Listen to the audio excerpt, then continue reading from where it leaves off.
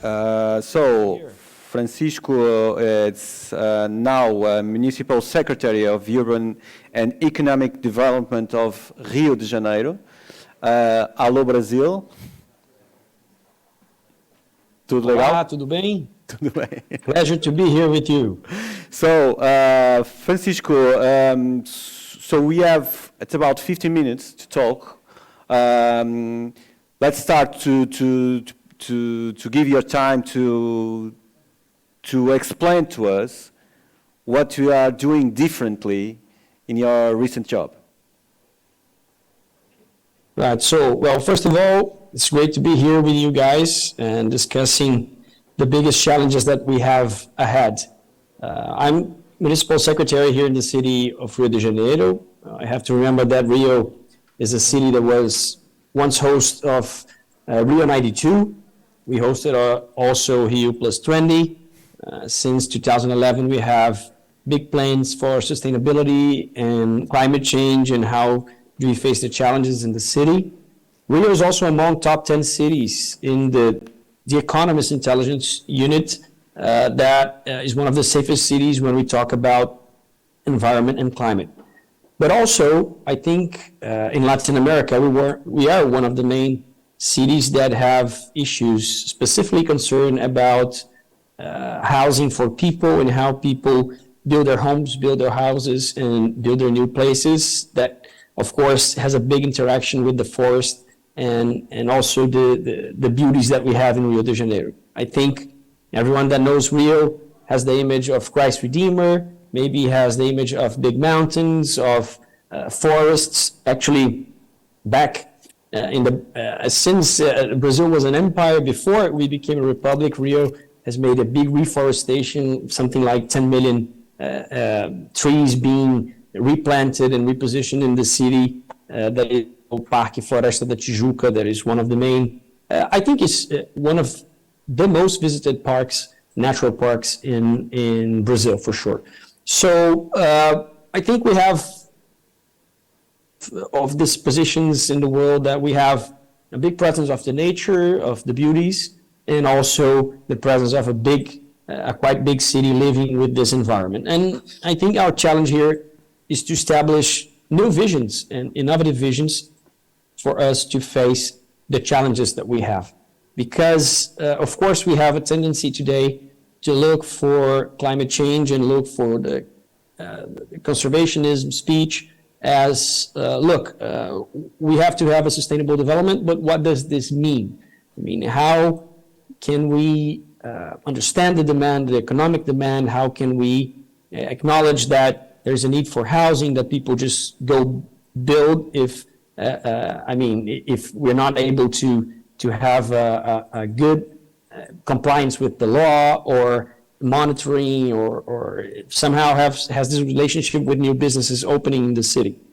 So I think our challenge here and what we're building is to try to bring innovation to the center of the debate and also to give a new understanding of what is to be and how you get an environmental license that allows you to start your business in the city, together with the formation of some hubs and incentives that we are creating specifically on the fiscal side of the city. So I'll mention the three pillars that we're building. First of all is regulatory infrastructure. I mean, of course, we need to have comprehensive laws. It needs to be easy for the ones complying with the law, and maybe for a foreigner or someone who lives abroad, this could make sense, but Brazil is a very bureaucratic country. So when we have a lot of bureaucracy and we create barriers for people to formalize themselves, what we are creating is marginalizing people, is increasing poverty, and we are, in our vision, making matters worse for the environment and the climate in the city.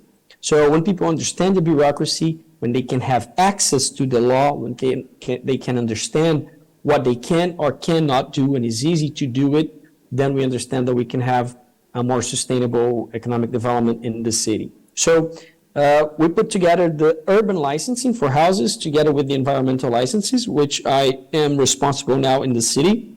And we created this new tracks for these licenses for people to get more sense and to understand of what they do and how they should comply with the law in terms of sustainability and to make things easier for us to monitor. So it's the first time ever in Rio de Janeiro, in Brazil, that this is done. Of course, there's some visions, the more traditional and conservative visions about these changes that comes like, look, you're giving too much licenses, you're giving people the right to build, and therefore you are somehow destroying what should be preserved. And I believe this is not true. I mean, what preserves is the law, and what is written in the law must be complied. And we have good laws in Brazil, I believe.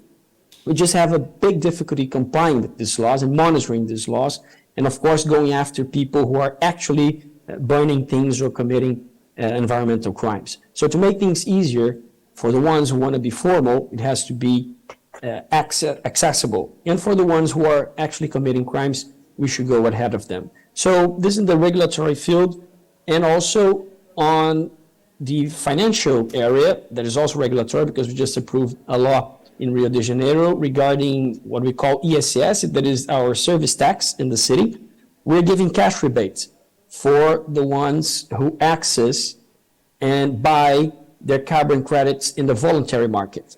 Brazil must still, will probably approve a new national law related to this regulatory market field. I believe we're going to have a regulated market in Brazil, maybe, I don't know, next year. We should expect a lot to be discussed and voted in Congress, maybe, because I think Brazil is also trying to reposition itself in this field. But while we don't have this national law to regulate the market, what we're doing in Rio de Janeiro is we're giving this cash rebate up to 3 million reais per company that goes to the voluntary market and buys credits to compensate their carbon emissions from a project that is in Rio de Janeiro and that is putting in the market their credits to be bought. By doing this, we want the companies to have this financial correlation with, I'm a big polluter, then I buy from a company that is not polluting, and I can go to the city hall and ask for this cash rebate on our service taxes. So this is a big innovation. We just separated 60 million reais, which would be something like 10 million euros for people to understand that they have now the city hall and also the society in Rio de Janeiro as partners to buy these carbon credits and to incentivize this carbon credit market that we have in the city. Of course, we have some infrastructure, new buildings, and a new vision for the city for us to stop growing for the places where we don't have the infrastructure. This happened a lot in Rio de Janeiro because most of our cheaper lands are on places where there's nothing built. So it's a big challenge for the city when the city grows to a region, to what we call zones here in the city, where you don't have sewage, where you don't get the garbage right, where you don't have the roads, where you have to build almost everything from scrap. And this is a big challenge for the cities because not only expensive, but also bad for places where you want to have less impact, specifically from cities growing. So we changed the law. We created Reviver Centro. We're changing our constitution from the city of Rio to incentivize buildings and new retrofits specifically for downtown area, with all the incentives, also the fiscal incentives and the urban incentives for people to build their homes and build new houses where we already have this infrastructure in the city. Mainly because after pandemics, what we are seeing in big cities around the world is their downtown areas are getting pretty empty. So this is also a response for the after COVID, but also this is good when you talk about sustainability, mobility, and everything else. I mean, we want people working and living basically in the same neighborhood if possible. So we're changing the view in the city so the city can grow with a more sustainable vision and sustainable way. So this is infrastructure regulatory. In education is absolutely crucial here. Of course, we still have the challenge to show the population what the climate change means and what are the opportunities when we talk about the green economy and big investors like big banks, big funds that are looking for partnerships with startups and innovative solutions to fight the big challenges that we have. So that's also one of the things that we're focusing a lot. in preparing our young people to be ready for the present and future jobs. We know that right now, specifically in Brazil, we have people who are prepared with a more traditional way, looking for a more traditional economy, but Brazil does not invest a lot, and that's something we're starting to change and we want to change. We don't invest a lot in transforming the knowledge that we produce in our good universities that we have, there are amazing people that we have being prepared in new technologies, in new companies, and in new solutions. So we are attracting for Rio through Invest Rio, that's our investment agency. We're attracting new partnerships also with foreign governments to have this money coming to startups from Rio de Janeiro and Brazil to give some solutions to what we have and to transform the economy of the city. So the governments are coming to Rio and understanding what they could do and how they could help Rio to become cleaner and to reach its goals, the goals that we have, that is to become net zero up to 2040, and also to reduce a lot of our emissions up to 2030. So this is a big agenda here. Next year, we're going to have G20, and this is the third pillar of what we're doing, that is attract events. Planeteers is now coming to Rio for sure, so we're very happy to have Planeteers discussing this in Rio together with G20 and other big events that chose Rio on the last years to be the center stage for all these discussions. I mean, Rio has its beauties, as I mentioned. Here have the two ways of life that people look nowadays. If you're a digital nomad, if you work on a hybrid way, if you want to open your company, that you have the city among the mountains, near the beaches. And of course, I should mention that specifically for the beaches and the lakes and the waters in Rio, we're having actually now a big investment in a new concession in the sewage and water treatment area. So we're going to have up to 30 billion reais of investments, and we're going to probably have, because we're going to be monitoring close, the Guanabara Bay waters absolutely clean in the next 10 years. And we already have all the beaches now having a cleaner water and better quality of water because of these investments that are being made specifically in the state of Rio de Janeiro. That will be a complete game changer for us in many ways, of course, for the people, but also for the preservation of the environment. So I believe these three pillars are being built not only for the next 2 years or 3 years. I believe we can talk more with the society, and I believe the society is trying to make sense of it and understanding that this could generate jobs, bring new wealth, new kinds of partnerships, and also, just to finish my presentation here, to change what we call now energy. I mean, for some time ago, we used to call the oil companies. Now, the oil companies are being repositioning themselves as energy companies. So I believe this is a major change. Of course, for Rio, this is crucial because Rio has a lot of oil fields just next to its shores.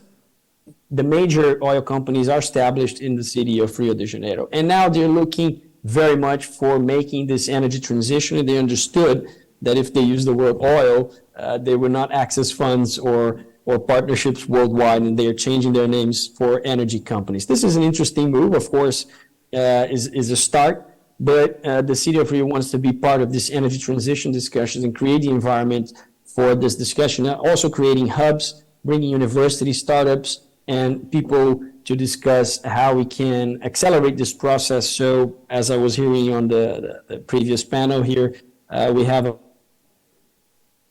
really innovative solutions to face them on the speed that we need. So not easy to do, but we are pretty excited to be at the center stage now and discussing all of this.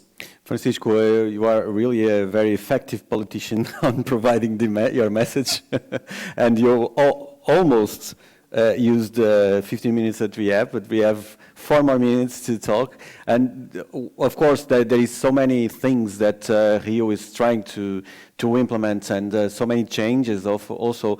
And is there any ambition from your side of like become a reference on a carbon market?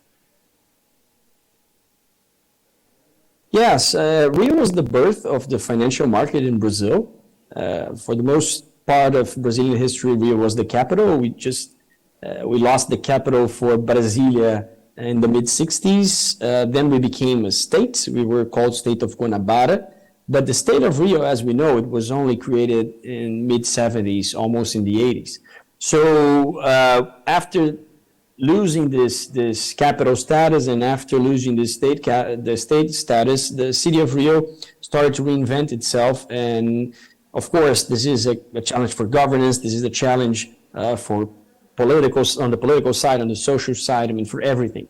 And I believe right now we found our way through innovation and technology. So our main goal here and our main ambition is that the big solutions are being discussed specifically in the city of Rio de Janeiro. And I believe Rio has what it takes to be a great test place for these solutions. I also forgot to mention, we have a Sandbox Rio program that companies could also test their new products and services in the city. So when we talk about green projects or green tech economy, for example, I mean, you can now talk to the city hall and build it for hands with the city to have all the legal security that you need and to build this together with the city. And you don't need just you won't have a hostile city against your innovative solutions to fight the climate change. You're going to have a friendly city working together. So I think our ambition is, of course, to be one of the great places to find these solutions. And by doing so, we become a better city. I just have one more question. Of course, it's not from your portfolio as secretary, municipal secretary, but when we talk about Rio, of course, also there is a metaphor from companies, from international companies that that have this. Can potentially invest in Brazil and in Rio. The situation about security and living in Rio and going through the town, how this situation is right now, and what can you provide to explain to these companies that is there a menace to their daily lives, and if they want to attract international like entrepreneurs that want to go to Rio, and then maybe they can fear this security issue. Of course. Well, I'll go in a fact example. We hosted the Olympic Games, no problem at all. I mean, we hosted the World Cup, no problem at all. We just hosted Web Summit last year, no problem at all. Many foreigners coming to Brazil. I mean, we have more events right now happening in the city of Rio de Janeiro than ever before. If you look for the rankings, for example, the intelligence unit from The Economist magazine, Rio is even better than most of the Latin American cities, and even better than some American cities or the cities around the world. If you look for a Mexican institution ranking about 50 most dangerous cities in the world, Rio is not in this ranking. I mean, there are a lot of Mexican cities, Latin American cities, Brazilian cities, but Rio is not on that list. But what happens in Rio is that when you have an event, and we do have problems in specific areas where there's violence, and we must, of course, fight the organized crime and give safety not only for tourists, but also for the population in Rio, and this is a big challenge for us. But if you look, what happens in Rio has a much larger impact and narrative, not only for Rio, but also for Brazil. If you see the cover of the magazines around the world talking about Brazil, probably going to have a Christ Redeemer image. If you look across the media, many of the media players are in Rio de Janeiro, established their companies here, and of course, what happens here becomes news everywhere. So Rio this is a good thing for Rio de Janeiro, of course, because we can become vocal in an important city, but this also brings challenges of perception. Most of the movies produced by Rio de Janeiro were not Rio 2, right? That you see a nice bird flying around and having fun. Some of them are City of God, other are about police, and then you have this feeling that if you come to Rio, anything could happen to you. Yes, here does have more dangerous areas, but I don't think we are worse off than many of the Latin American cities. And if you take the capitals from Brazil, we have 27 capitals, and Rio, I mean, it's by far not the worst. So we are positioned in 20-something, which is one of the safest capitals in the city in Brazil. So I understand the perception. Perception is something big, is something we have to change. But I also believe our record shows that we do have an environment where you can invest. Of course, we do have challenges in Latin America, not only in Rio, and we should be able to address them. And I also believe that innovation is a good path and a good way for us to solve our issues, and bringing technology to help us fight organized crimes. That is something that we must do on our daily basis. Thank you, Francisco. Of course, Rio is a great city, a very beautiful city also, and great people. Thank you so much for having your time and for your thoughts and good luck for you and so many projects. Thank you.